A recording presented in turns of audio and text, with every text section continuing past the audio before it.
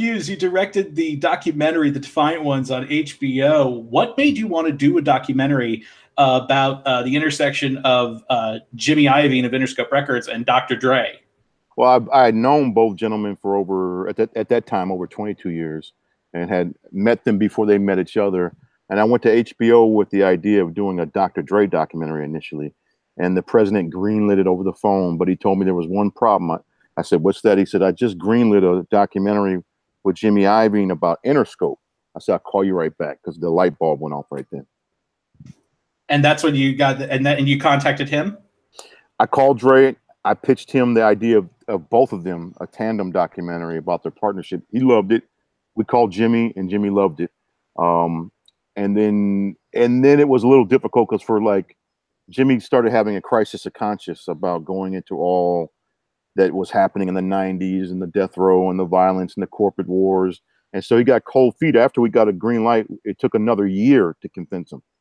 Wow. It took him another. What was the final thing that actually got him that year later to convince him to actually immerse himself in this? He never told me this, and he'll be mad that I said this probably, but I always wondered why he made the decision to ultimately do it. And I think it was because he knew the Apple deal was getting done and they were home free. And I've never said that publicly, and he's never said that to me, but you know, it was interesting. and interestingly enough, that's how the documentary opens, is with that landmark deal for Apple to buy Beats for $3 billion. Mm-hmm. And the odd and most discomforting part of that whole thing is I had started rolling cameras 3-4 weeks before that. $3.2 billion was the original number. Deal was being negotiated, and then that Facebook thing came out with Dr. Dre and Tyrese, and the whole thing blew up. And for a week, I thought my film was done as well. I mean, it was a nightmare. It was a nightmare. Excuse me. No, that's fine. So did you originally set out to make something that would be a long form documentary, that would be something that would be several installments? And if not, what led you to conclude that this was the best way to tell that story? Well, initially, me and my partner, Doug Prey, who's a documentary filmmaker, director in his own right, we sat down and just boarded it out, just did a treatment. And I remember calling Jimmy and saying, "Jimmy, this is not one part. This is at least 2 parts." And he was hysterical because he didn't want to seem like they were being self-indulgent and overstaying their welcome. I'm like, "Jimmy, essentially it's a documentary about your life and then Dre's life, and then when you guys come together, that's a whole another film. So that's 3 films in one." So we battled with Jimmy and Dre. HBO was very accommodating, but Jimmy and Dre didn't want to come off like they were. I'm like, "You guys are the subjects. I'm the filmmaker. You're gonna come off the way, whatever." So it took about 2 years. It was 2 years before they came around to understanding that it needed to be multiple parts, and that was painful, And it's such a fascinating story. The intersection of these people. And what was the most surreal thing that you remember of what they talked about when they were redescribing it? You remember it as being surreal because I know you've had a connection with them for a long time. Mm-hmm. So what was the most surreal part of that, of what they described? Because at least to me, it was the whole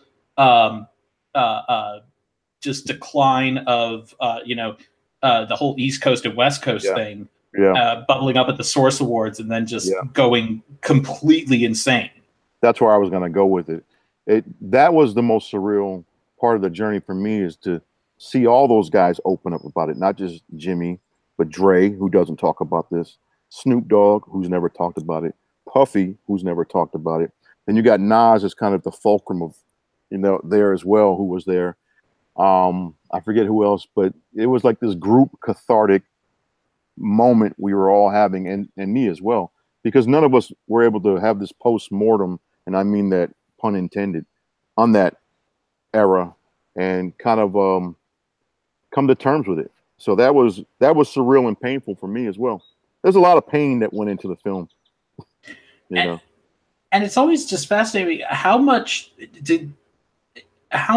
like regret was there of everything? Was there a sense from those people, especially like, you know, Dre, Snoop, and Puff, since they're like viewed as the epicenter, other than Suge and Tupac, were viewed kind of as the epicenter of that. Was there a real sense of regret about how they handled that thing back in the 90s? You know, the regret's an interesting word. I would say there was a sense of real loss. You know, I think everyone. Now, I personally felt. I don't know if the word's regretful, but like my complicity in all that. Meaning, I used to listen to that music. I used to shoot those music videos. I used to think that shit was hot. You know, talking about killing 50 motherfuckers on one album. You know, I thought that was hot. You know, we all did, and it wasn't. It's not hot. And no one ever stopped back then to say these are little movies. This is like Goodfellas, you know. So but you had street cats coming into music, and the line blurred, and that art imitating life and life imitating art started. So I would say there was a lot of feelings of clearly of like that, you know, missteps were taken. Yeah. And you know, I kind of feel like I should bring up some stuff that's in the moment right now. You know, Kanye West is, you know, well, he's always making headlines because that's what he does. I'm curious, you know, as someone who, you know, grew up not only, you know, as a part of that scene, but also enjoying, you know, the real, I want to say like mainstream, you know, launch of rap music in the 90s, coming into its own as a mainstream genre.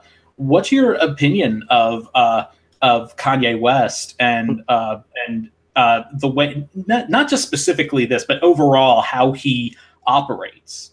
You know, it's funny. I've been fairly typical on him up until this point as far as love his music, but personally, when I see him, I'm like, God, man, can you? I pine for the days where there was mystique there, like when Prince, you know, was in his prime, and Michael was in his prime, and Sade, who still has that mystique.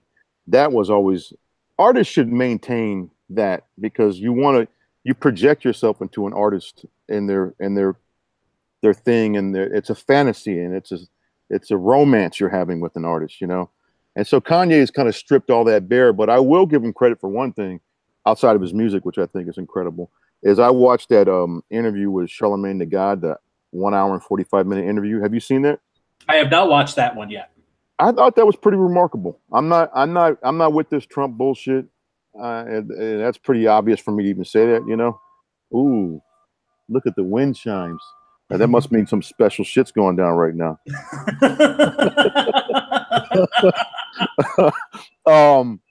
But my point is that this 1 hour and 45-minute raw interview with Charlamagne the God with Kanye, I thought there was really some deep shit they were discussing, and some concepts Kanye was talking about. And I'm not really off into Kanye like that, but I was pretty moved by it.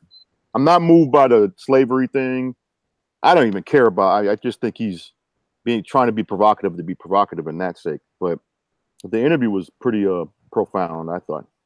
Yeah, he always kind of struck me like that, because I'm like one of his, like I've always been a defender of his, at least with his music, because I think his music is amazing. Straight up. Yeah. And also he's like the epitome of also using everything we have that strips away that mystique. You know, he uses, you know, the way he uses Twitter, and, you know, the media, the way he manipulates the media. Yeah. You know, it's, you know, and that's everything that just strips away that mystique. Yeah, if you imagine, because he likens himself quite a bit to Tupac. If Tupac were around now doing that on social media, he wouldn't have made it to 25. Oh yeah, that's what I was actually just gonna say. Do you mean Tupac at his age then, or Tupac as his age? Because you would think, you know, he might be more mature at that point. Yeah, he wouldn't. If Twitter was around when Tupac was 20, we're the same age, me and Pac. When we were 20, Pac wouldn't have made it to 25. Wow, that's amazing. That's unbelievable. So, you know, real gangsters move in silence, player. Anyway. Hold on, let me just write that down. Real gangster. Okay. So, one of the great things about this kind of documentary, this documentary just has, people telling great stories. And they're from all over, both on Dre's side and Jimmy's side. Do you have a favorite story that was told by someone being interviewed that did not make it into the final cut of the movie? There were several really great stories that did not make the final cut because I was learning not to be precious about stuff like that if it doesn't serve the greater narrative.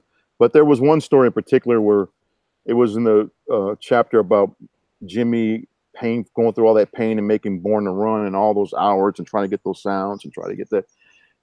And it was just arduous and painful and weeks and months and months and months. And they finally finished the album and Bruce Springsteen went on the road. He was up in, I don't know, Boston somewhere.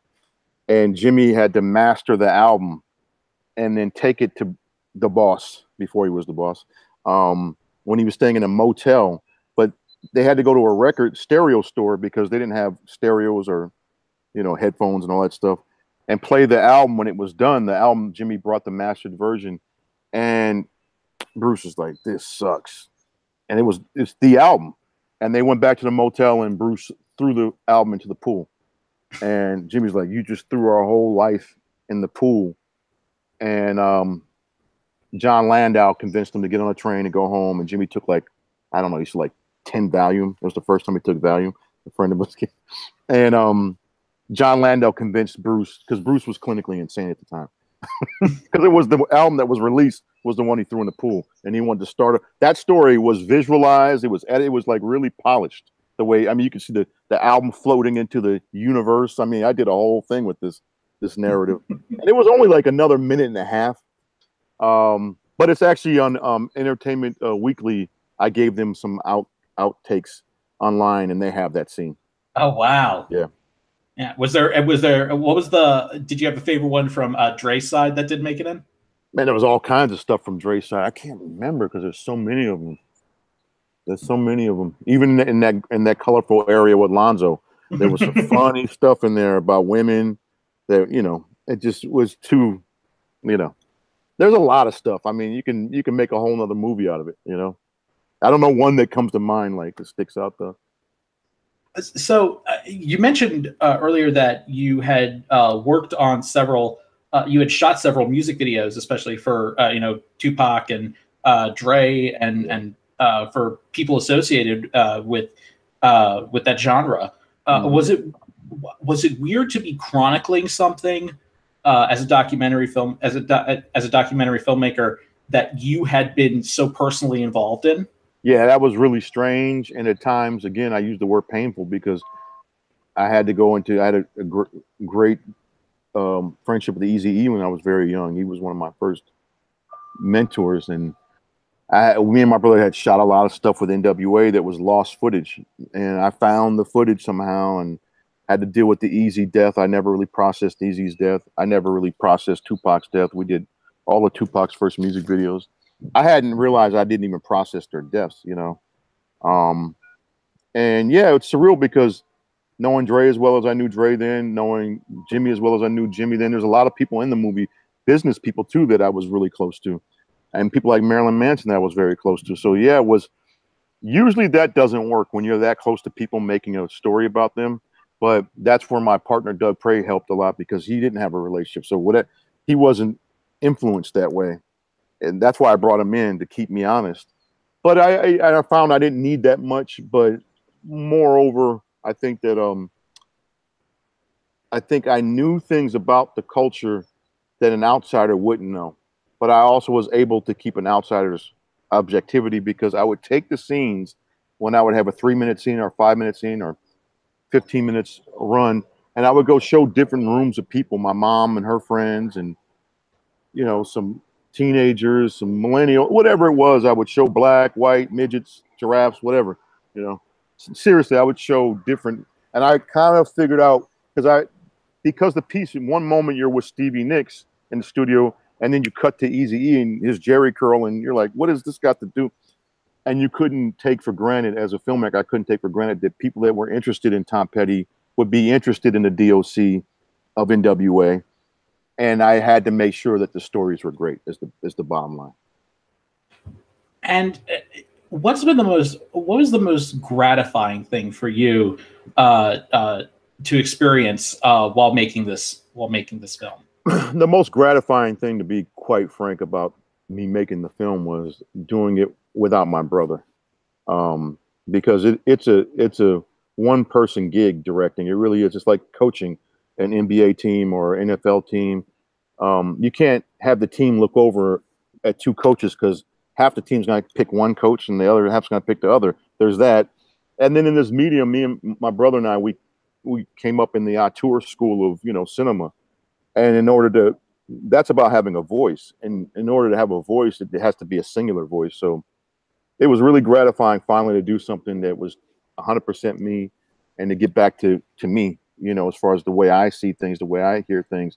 And that's the other thing that was really, really rewarding for me and gratifying, is this film is like the closest to the way I actually hear things and the way I see things and the way I feel things. Truly, it's not 100%, but it's the closest it's ever been, So we are an awards website, and your film is being submitted for several Emmy considerations. Really? Emmy? Yeah, I really hope so. At least I've been told. I want a two-hander. I don't want a one-hander. No, that's how you gotta have it. You gotta have it. You gotta have the bookends. If you were to win, what song should play as you're making your way up to the stage? Man, that is a freaking great question, Charles. I would say I would have to go with the theme song that I hijacked from the Untouchables, the Ennio Morricone, The Righteous. I can't remember the title of it right now, but it's the exact theme song of Defiant Ones, which I stole from the Untouchables. That he gave me permission. I would have that theme song play, because it just captures the feeling. I think it's the righteous something. See, I'm not like Quentin Tarantino, where I know I'm not a cinephile. I'm a philophile. But still, yeah. that theme from the Untouchables. The theme from the Untouchables, I'd love to play if I was to go up on stage. I would have thought you might choose something like, Straight Outta Compton or something like that. Well, if I was to go hip hop, I would go Nothing But a G Thing. Okay, that's my shit right there. That's that gangster lean shit right there. So I would play Nothing But a G Thing if you're gonna go hip hop. But if I'm gonna go,